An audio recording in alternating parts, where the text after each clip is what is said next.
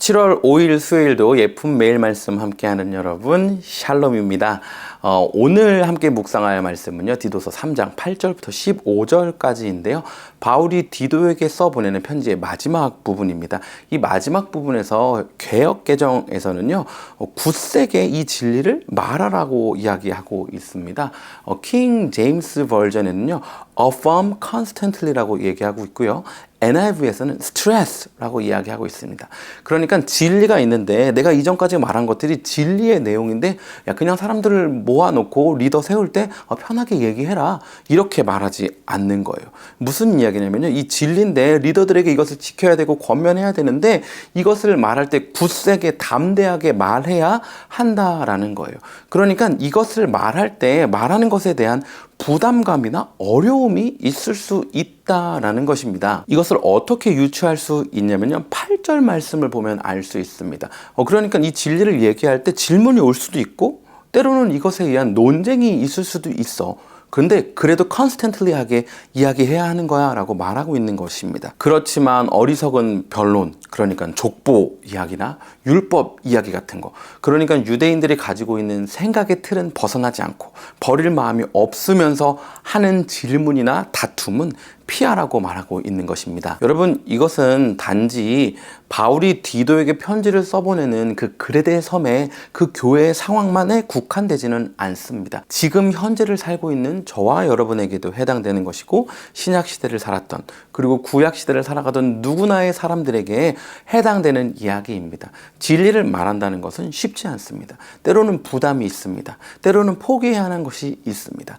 여러분, 신약 성경에 보면 세례 요한이 목이 잘려 죽음을 당하게 됩니다.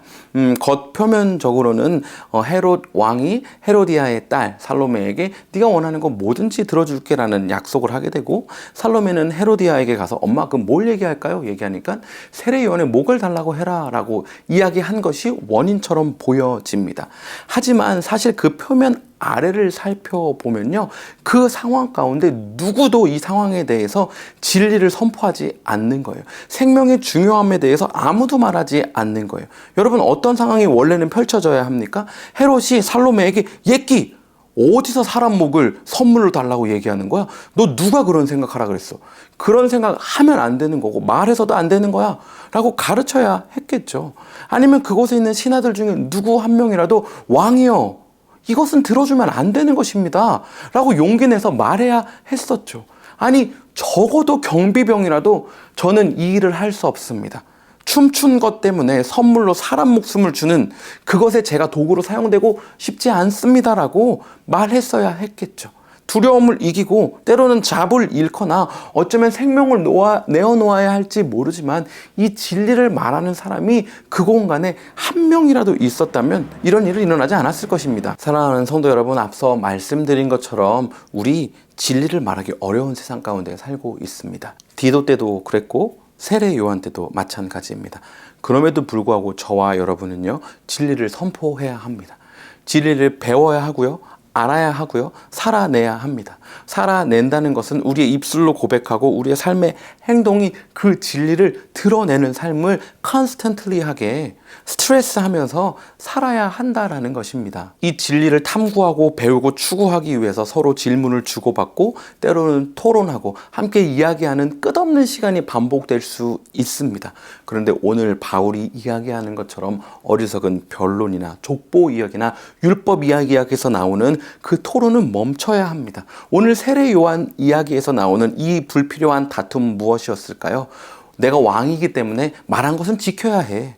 왕이요, 그렇게 말을 번복하게 되면 왕의 권위는 실추되게 됩니다. 이와 같은 것들이겠죠. 교회와 사회 안에서는 어떤 것들일까요? 우리 내교가 이렇게 말하고 있습니다. 우리는 이렇게 한 번도 한 적이 없기 때문에 그렇게 할 수 없습니다. 법률상 아무런 문제가 없습니다. 와 같은 것들이겠죠. 간절히 바라기는 저와 여러분이 하나님의 말씀, 진리가 다스리는 사람 되기를 간절히 소원합니다. 때로는 두려움이 있을 수 있지만 그 진리에 대해서 말하고 이 진리를 정확히 알기 위하여 배움을 끊임없이 도전하는 저와 여러분 되기를 간절히 바랍니다. 그리고 거짓된 것들, 변론과 족보 이야기, 율법에 매이지 않는 참, 그리고 진리의 그리스도인으로 사는 우리 되기를 간절히 소원합니다. 그런 우리를 오늘도 응원하며 샬롬입니다.